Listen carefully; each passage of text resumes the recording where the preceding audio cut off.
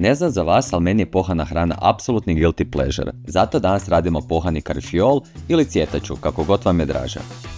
Najčešće se poha u tekućem tijestu, ali ja ipak preferiram klasično paniranje u krušnim mrvicama. Zašto? Jer ne upije previše ulja i uvijek ispadne hrskavo, doslovno kao čips. E sad, kako napraviti savršeno hrskavo pohano svaki put? Nemoj ga panirati 2 puta. Neće biti hrskavije, samo će okus jaja biti izraženiji nego što treba biti.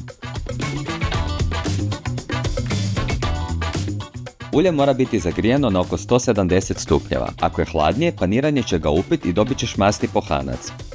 Previše vruće ulje će ostaviti sirovu unutrašnjost. Nakon prženja ga nemoj pokrivati. Ostavi ga na zraku da zadrži hrskavu koricu. I to je to. Ispržili smo zlatno smeđu savršeno hrskavu pohanu cjetaču. Ako još nisi probao ovakvu, vrijeme da spremiš recept i daš joj šansu.